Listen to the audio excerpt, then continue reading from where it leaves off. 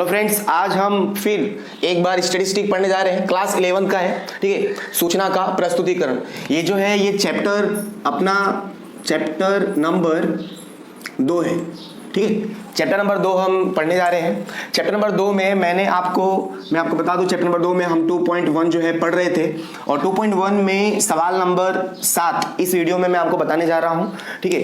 तो ये जो सवाल नंबर 7 है वो थोड़ा सा ध्यान देना आप, क्योंकि इसके पहले जो सवाल नंबर 6 मैंने करवाया था उसी से रिलेटेड है, ये 7वां नंबर का है, ठीक है। इस 7वें नंबर सवाल में आपको एक कॉलम दिया है से कम का और संचयी आवृत्ति का, ठीक है। और आपसे कहा गया है कि निवारक, ध्यान देना गाइस, इसमें आपको निवारक सतत आवृत्ति वितरण, ठीक है, हमें तैयार करना है। ऐसा हमसे बोला गया है कि निवारक सतत आवृत्ति वितरण इसके अंदर तैयार करो।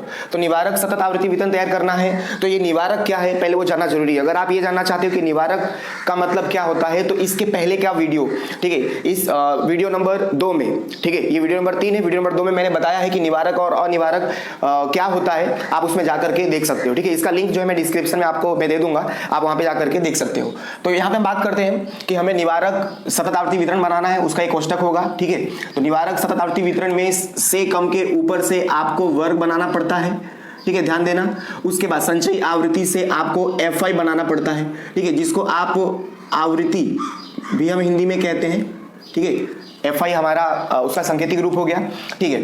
तो देखो वर्ग कैसे बनेगा गाइस, आप देख सकते हो 30 से 35, 35 से 40, 40 से 45, सब में 5-5 का क्या है इसके अंदर गैप है, ठीक है। निवारक में क्या होता है कि 30 से 35, ठीक है, 35 से 40, 40 से 45, ओके, 45 से 50 और 50 से 55, ठीक है, 55 से 60, 60 से 65, 65 से 70, ओके।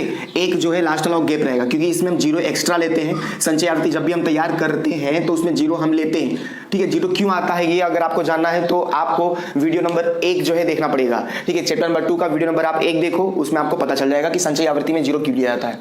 ओके, अब बात करते हैं FI की। तो FI में गाइस देखो 0 ऊपर है, 0 ऊपर है, इसके लिए आपको 17 में से अगर आप 0 माइनस करोगे तो आपको क्या मिलेगा, 17, ठीक है। नीचे से नीचे वाले में से ऊपर माइनस करते जाना है, ठीक है। उसके बाद 25 में से अगर आप 17 माइनस करोगे तो आपको मिलेगा 8, ठीक है। उसके बाद 40 में से 25 माइनस करोगे 15, ठीक है। 48 में से 40 माइनस करोगे 8, ठीक है। 54 में से अगर आप 48 माइनस करोगे तो 6, ठीक है। 57 में से आप 54 माइनस करोगे तो आपको क्या मिल जाएगा, 3, ठीक है। 59 में से 57 कितना मिल जाएगा इसमें, 2, ठीक है। 60 में से 59 1 और ये डैश। इस तरह से आपका ये कॉलम जो है प्रिपेयर होगा, ठीक है। सवाल नंबर 6 में अनिवारक है और 7 में हमने निवारक सीखा। इस तरह से ये जो सवाल है एग्जाम में पूछा जाता है, निवारक और अनिवारक, ठीक है। अब हम अपना अगला सवाल देखते हैं।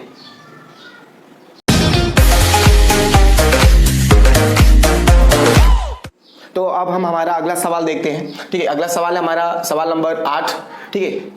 तो देखा जाए गाइस, इस सवाल नंबर 8 में आपको मध्य मूल दिया हुआ है, आवृत्ति वितरण दिया हुआ है, ठीक है, और आपको वर्ग लंबाई दिया है। ये 3 आपको कॉलम दिया हुआ है और आपसे बोला गया है कि मूल आवृत्ति वितरण बताओ, ठीक है। मूल आवृत्ति वितरण, ठीक है, बताओ, ऐसा हमसे पूछा गया है। तो मूल आवृत्ति वितरण कहने का मतलब क्या कि देखो वर्ग लंबाई दिया है, तो वर्ग लंबाई तभी बनेगा जब वर्ग होगा, यानी कहने का मतलब यहाँ पे वर्ग का जो कॉलम है वो नहीं है, ठीक है। देखो मध्य मूल है, आवृत्ति है, वर्ग लंबाई है और वर्ग नहीं है। 3 दिया है और एक चौथा नहीं दिया है, क्या, वो वर्ग नहीं दिया है। तो वर्ग का कॉलम हम बनाएंगे, ठीक है, वर्ग का कॉलम बनाएंगे, क्योंकि वर्ग लंबाई दिया है इसलिए वर्ग का कॉलम बनाएंगे, मध्य मूल दिया है इसलिए वर्ग आएगा, ठीक है। तो ये मूल आवृत्ति मतलब वर्ग कहने का मतलब ये है, ठीक है। अब ये वर्ग कैसे बनाया जाए, तो देखो वर्ग हमें ऐसा बनाना है कि जिसका वर्ग लंबाई कितना आना चाहिए, 50, और जिसका मध्य मूल्य क्या आना चाहिए, 25। मध्य मूल्य जानते ही हो कैसे आता है, मध्य मूल्य भी अगर आपको ना पता हो तो वीडियो नंबर आप 2 में देख लो, उसमें मैंने डिटेल में समझाया है, ठीक है। तो अब देखा जाए तो मध्य मूल्य 25 आना चाहिए। मध्य मूल्य मतलब क्या कि ऊर्ध्व सीमा और अधो सीमा को जोड़ करके 2 से भाग देने पर 25 आना चाहिए। तो जैसे मान लो कि वर्ग लंबाई 50 आना चाहिए, अभी मान लो कि मैं यहाँ पे वर्ग लंबाई जो है 100 से 150 ले लेता हूँ, ठीक है, 100 से 150, तो इनका वर्ग लंबाई कितना है गाइस, 50। ये सही हो गया, ये आ गया, ठीक है। अब ये भी आना चाहिए मध्य मूल, यानी दोनों को जोड़ करके 2 से भाग देने पर, आप दोनों को जोड़ोगे 250 होगा, भाग दोगे तो आपको क्या मिलेगा 125, 125 आपको मिलेगा, ठीक है। तो क्या ये मध्य मूल आया? नहीं, ठीक है। तो अब थोड़ा और इसको कम किया जाए, तो इसको आप ले लो, मैंने 100 लिया था, यहाँ 50 ले लो, 50 से 100, तो इन दोनों का बीच का वर्ग लंबाई कितना आ गया 50, ठीक है। और ये 25 भी आना चाहिए, दोनों को जोड़ दो, 2 से भाग दो, तो दोनों को जोड़ोगे तो कितना आएगा 150, अब डिवाइड करोगे तो 25 से ज़्यादा आ जाएगा, ये भी नहीं चलेगा। अब 50, 0 से 50 लो, तो 0 से अगर 50 लोगे, 0 से 50 अगर आप लेते हो तो दोनों का अंतर 50 आ जाएगा, 2 से भाग दोगे दोनों को जोड़ करके तो 25 मिल जाएगा, यानी कि ये वर्ग लंबाई जो हमने लिया वो सही है, ठीक है। तो इस तरह से जैसे मैंने कैसे लिया आप थोड़ा समझ करके ले सकते हो, ठीक है, लॉजिकली। ओके, अब आगे देखा जाए तो देखोगे अब ये 50 जो है यहाँ पे आएगा, ठीक है। अब कितना वर्ग लंबाई, कितना अंतर 110, ठीक है। 110 इस 50 में जोड़ दोगे तो कितना आ जाएगा 160 हो जाएगा।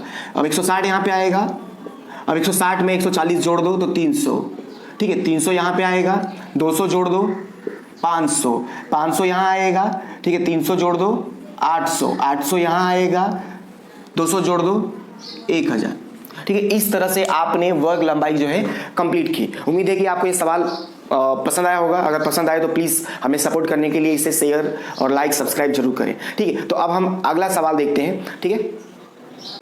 तो अब हम हमारा अगला सवाल देखते हैं, ठीक है। ये जो सवाल नंबर है ये 9वां नंबर सवाल है, ठीक है। 9वें नंबर के सवाल में आपको मध्य मूल और FI दिया हुआ है, ठीक है। और आपसे कहा गया है कि अनिवारक, ध्यान से सुनना गाइस, अनिवारक सतत आवृत्ति वितरण, अनिवारक सतत आवृत्ति वितरण हमें तैयार करना है। कहने का मतलब क्या कि मध्य मूल है तो वर्ग नहीं है तो उसे निकालना है, ठीक है। यानी वो भी कौन सा वर्ग निकालना है, अनिवारक। अब अनिवारक और निवारक क्या है ये मैंने चैप्टर नंबर 2 के वीडियो नंबर 2 में मैंने क्लियर कर दिया है, तो वहां पे आप जाकर के देख सकते हो, ठीक है। तो अनिवारक हमें बनाना है, तो अनिवारक बनाना है तो हमें इसका मतलब वर्ग निकालना है। अब वर्ग निकालने के लिए इसके पहले वाले सवाल में मैंने देखो कितनी आसानी के लॉजिकली मैंने बता दिया था, ठीक है। वो लॉजिकली था, क्यों? क्योंकि वहां पे मध्य मूल था, वर्ग लंबाई था, दोनों था। लेकिन यहाँ पे केवल मध्य मूल है, इसके लिए हमें यहाँ पर फॉर्मूला यूज करना पड़ेगा, ठीक है। इसके पहले वाले में यानी 8वें नंबर में लॉजिकली हमने किया था, ठीक है, वर्ग निकालना था। लेकिन यहाँ पे फॉर्मूला यूज करना पड़ेगा, क्यों? क्योंकि यहाँ पर वर्ग लंबाई नहीं है, ठीक है। चलो देखा जाए तो देखोगे वर्ग लंबाई यहाँ पे कॉलम नहीं दिया हुआ है, सब समान है इसके लिए, ठीक है। तो अब देखना यहाँ पे आपको प्रथम वर्ग का यानी प्रथम वर्ग यानी यहाँ पे प्रथम वर्ग का अधः सीमा और द्वितीय, सॉरी यहाँ पे प्रथम ही आएगा, ठीक है। और प्रथम वर्ग का अधः सीमा यानी पहला वाला, और प्रथम वर्ग का उधः सीमा यानी ये वाला। वर्ग बनाना तो इधर दोनों रहता है, यानी ये अधः सीमा और उधः सीमा, ठीक है। तो आप देखना ये अभी कैसे निकलेगा, तो ध्यान से देखना गाइस।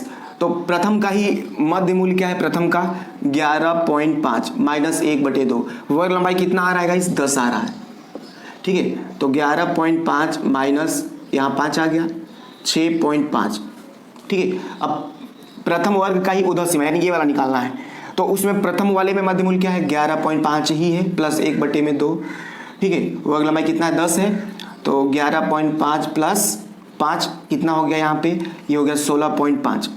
गाइस अगर आपको अनिवारक मतलब जिसका आधा सीमा उधर सीमा समान ना हो वो बनाना है, तो इसमें क्या है 0.5 जोड़ दोगे तो ये राउंड फिगर क्या आ जाएगा 7, और इसमें कम कर दो, इसमें जोड़े हो तो इसमें कम करना पड़ेगा, ये हो गया 16, ठीक है। ताकि हम इसको अनिवारक बना सके इसके लिए हमने ऐसा किया, ठीक है। तो यहाँ पे अब देखो पहले वाले वर्ग का ही आधा सीमा यानी इसमें ये यहाँ पे क्या आया 7 और यहाँ पे क्या आ गया 16। गाइस अनिवारक में अब ये आधा है और ये उधर है, तो यहाँ पे आएगा ये, तो ये 16 नहीं क्या बनेगा 17। क्यों ऐसा हुआ मैंने वीडियो नंबर 2 बताया, वहाँ पे देख सकते हो, ठीक है। डिटेल में मैंने बताया इसलिए मैं आपको बोल रहा हूँ, ओके।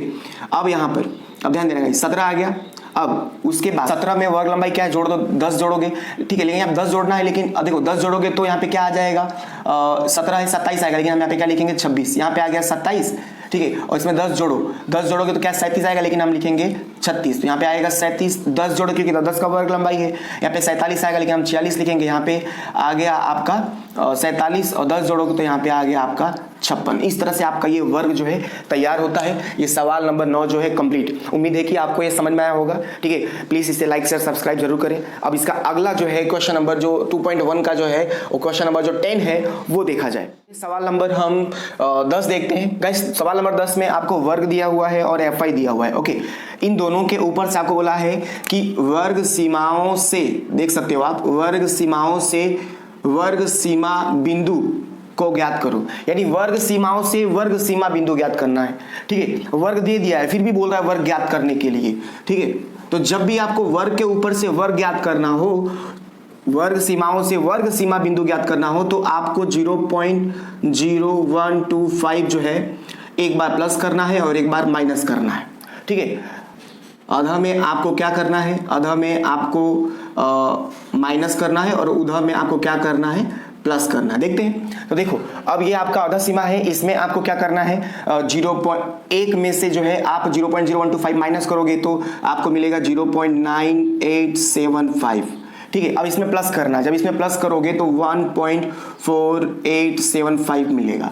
ठीक है, तो अब ये वाला यहाँ पे आ जाएगा। ठीक है, आप इसमें माइनस करोगे ना इसमें तो भी आपको पता चल जाएगा कि यही आने वाला है 1, यानी 1.5 में अगर आप माइनस करोगे 0.0125 तो आपको मिलेगा 1.4875, या तो आप यही वाला यहाँ पे लिख सकते हो। ठीक है, अब इसमें क्या हो गया 1.9875। ठीक है, इसमें प्लस किया हमने, अब 2 में माइनस करो, 2 में माइनस करो तो 1.9875 मिलेगा और इसमें आपको क्या करना है, प्लस करना है, इसमें माइनस इसमें प्लस, तो इसमें प्लस करोगे तो 2.4875 मिलेगा। अब यही वाला यहाँ पे आ जाएगा 2.4875। ठीक है, अब यहाँ पे आपको क्या करना है, यहाँ पे आपने माइनस के यहाँ पे प्लस करो, तो जब प्लस करोगे 2.9875 मिलेगा। ठीक है, यहाँ पे आप माइनस करो इस चीज को तो आपको मिलेगा 2.9875। ठीक है, और यहाँ पे यहाँ माइनस किया तो यहाँ प्लस करो तो 3.9875, ये इस तरफ आ जाएगा 3.9875 और इसमें क्या हो जाएगा, प्लस हो जाएगा यहाँ पे 4 आएगा। ठीक है, 4875। ओके, 4875 ये उठ करके यहाँ पे आएगा। ठीक है, 3.4875 और यहाँ पे हो जाएगा 3.9875। ठीक है, उम्मीद है कि आपको ये समझ में आया होगा। कुछ करना नहीं है गाइस, इसमें क्या करना है, माइनस करना है 0.0125 को और इसमें क्या करना है, प्लस करना है। माइनस करो प्लस करो, माइनस करो प्लस करो, माइनस करो प्लस करो, माइनस करो प्लस करो, इस तरह से जब minus plus minus plus minus plus करोगे तो आपको ये कॉलम जो है मिल जाएगा। उम्मीद है कि आपको ये वीडियो पसंद आया होगा। ठीक है, पसंद आया तो लाइक से सब्सक्राइब जरूर करें।